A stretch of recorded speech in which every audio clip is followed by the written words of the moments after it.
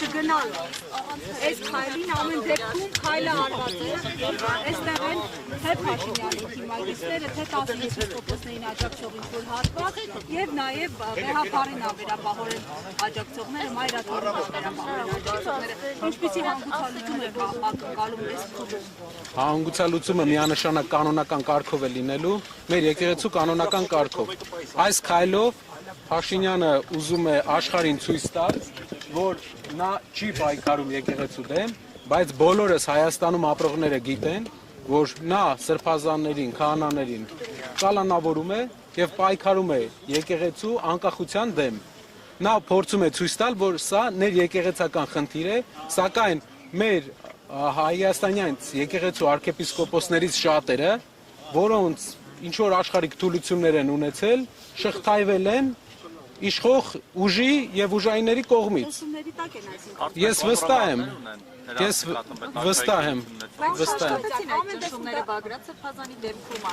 Այ դա շատ կարևոր է մեր հանրության համար որ պարզ լինի պատկերացրեք ինչքան մենք ամուր սրբազաններ ունենք ինչքան մաքուր կյանքով ապրող սրբազաններ ունենք որ անգամ այս կոմպրոմատների դարաշրջանում ոչ մի կոմպրոմատ չաշխատեց ոչ մի քայլ սրբազանի դեմ ոչ մի բան չկարողացան մեր սրբազանների դեմ գտնեին դա ցույց է տալիս որ մեր եկեղեցում կան շատ խորքային հավատքով մարդիկ ովքեր պաշտպանում են բոլոր կանոնական կարգերը որովհետև նիկոլականների խմբակել կա փոքրիկ կամ չգիտեմ իրանցից էլ մարդիկ կան այստեղ հավաքված պետական աշխատողներ այ օրինակ ճիշտ որ ասեմ չնկատեցինք իրանց չնկատեցինք իրանց ոչ բախումները դա ուղղակի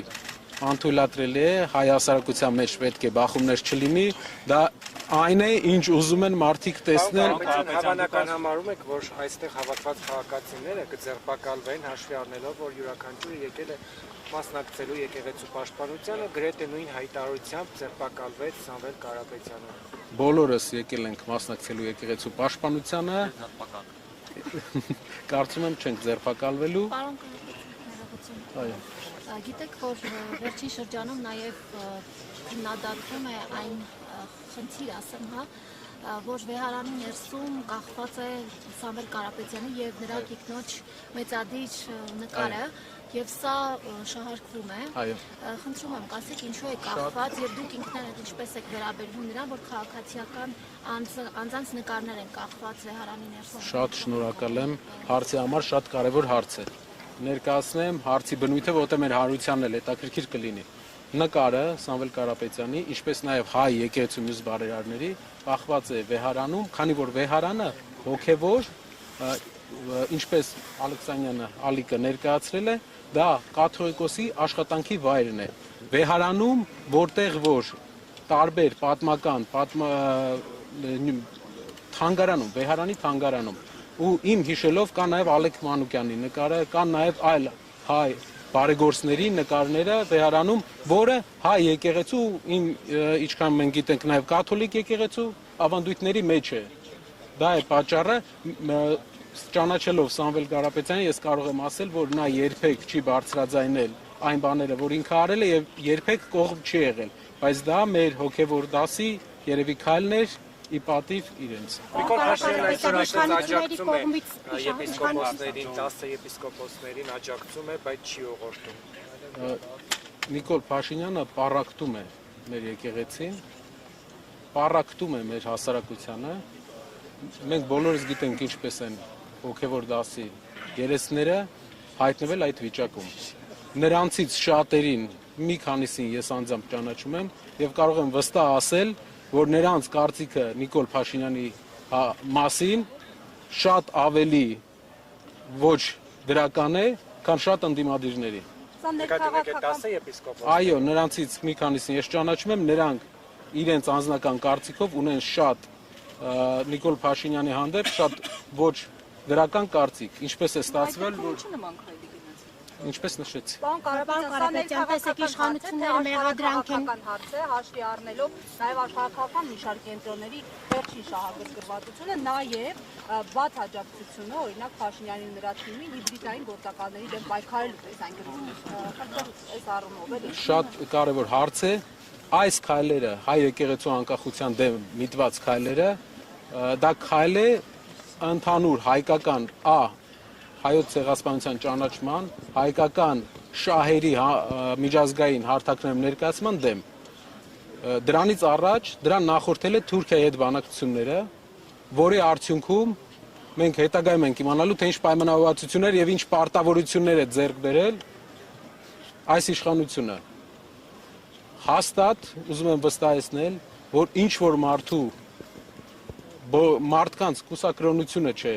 այս ամբողջ շարժման գաղափարը, իրենց պետական ճնշման գաղափարը, նրանց գաղափարը եկեղեցին զրկել անկախությունից, որպեսզի հայ եկեղեցին չունենա ազգային օրակարգ տանելու իրավունք։ Հիշում եք, մի օրինակ բերեմ դրսի ուժերի հետ պայմանավորվածությունների արդյունքում։ Նպատակը որն է եւ կոնկրետ ում է սպասարկում այս խնդիրը,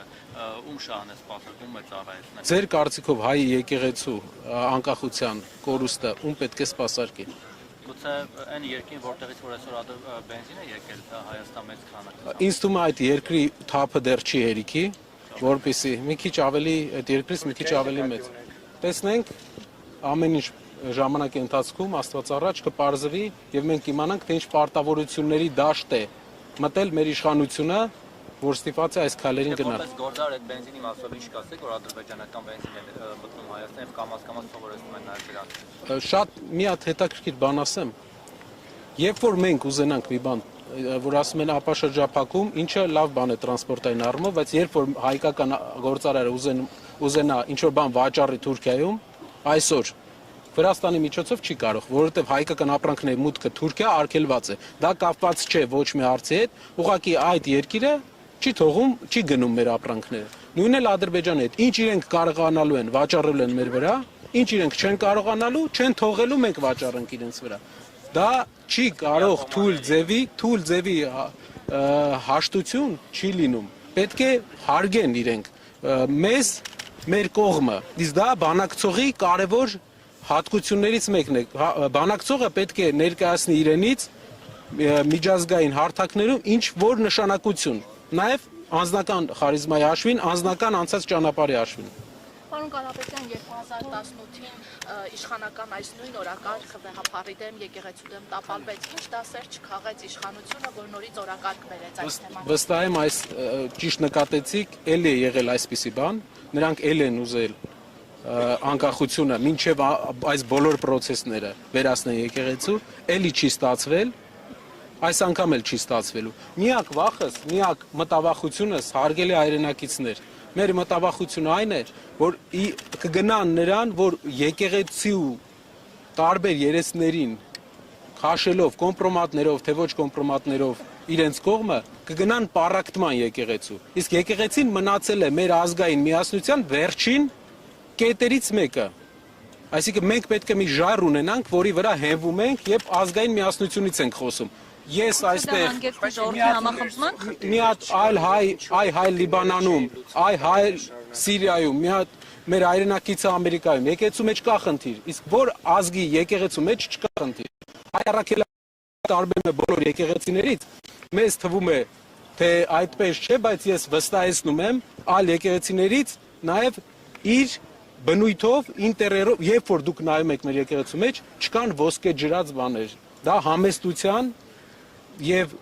ժուշկալության մասին է մեր եկեղեցին։ Տարբերվում է մեր եկեղեցին, ես վստահեցնում եմ ձեզ, իսկ բոլոր իսկ Բենտլի քշող սրբազանն է մաքրելու մեր եկեղեցին։ Իրենով են փորձում մաքրել, որովհետև Իսկ ձեր կարծիքով Փաշինյանն ասում է անվտանգության հարց է, կաթողիկոսի մնալապահում։ Ասում է անվտանգության մի օր բացքային։ Փաշինյանը մնալը մեր ուրիշ մարդու մնալն է մեր երկրի անվտանգությանը շատ կարևոր հարց, որովհետև թույլ բանակցելով ամեն անգամ ինչ որ բան տալով մենք հասնում ենք այսօրվան։ Պարոն Կարապետյան, մի կարևոր բան, Կայա Կալասի հայտարարությանը շատ անդրադարձ չեղավ, սա կարծում նաև ձեզ կարող է վերաբերել որպես ընտրությունների հայտ ներկայացրած քաղաքական ուժ, փաստորեն Մոլդովայի օրինակով Փաշինյանը աջակցություն է խնդրել Եվրոպայից, Արևմուտքից, որ աջակցեն իրեն ընտրությունների։ Եթե ամեն ինչ թափանցիկ լինի, մենք խնդիր չենք տեսնում։ Եթե ամեն ինչ թափանցիկ լինի, կան ստրուկտուրաներ, կան կառույցներ, որոնց հետ կարելի է աշխատել, ես մեծ Այսինքն աջակցություն է խնդրում, որ Մոլդովայի օրինակով իշխանություններին աջակցեն, այսինքն ենթադրաբար թույլ չտան գրանցել, օրինակ, այսպես կոչված ինոագենտի անվան տակ ուժերի, իրանք այդպես կձևակերպել։ Պարզա։ Օրինակ ձեզ, չգիտեմ, դեմատերիալ ուժերի։ Քլեչի հետ բանակցողները ու քլեչից ամենացողները թող իրենք իրենց կողքերը նայեն, թե ով ում ազդեցության տակ է եւ ում օրակարգն է առաջ տանում։ Այս մեկ, շարունակեմ, այս մեկ, երկրորդը հայ հասարակության մեջ կա փոփոխության պահանջ։ Բոլորս միահամուռ կերպով, բոլորս փողոցում, մարդկանց հետ շփման մեջ, այս օրերի ընթացքում մենք բոլոր տեղերը տեսել ենք, որ մեր ժողովուրդը ուզում է փոփոխություն։ Մեր ժողովուրդը ուզում է կայունություն եւ նաեւ համերաշխ, որ ապրենք մեր երկրում, ոչ թե 3 միլիոնով իրար հետ խնդիրներ ստեղծենք։ Այդ փոփոխությունը քաղաքական ուժերը եւ քաղաքական դաշտը պետք է ապահովի։ 3 միլիոն վարչապետ ունի երկրի համար շատ է։ Երկիրը պետք է ունենա մի վարչապետ, երկիրը պետք է ունենա 3 միլիոն քաղաքացի, ովքեր ապրում են ոչ թե աղքատության մեջ, ինչպես այսօր, ոչ թե 500,000 աղքատ մարդ,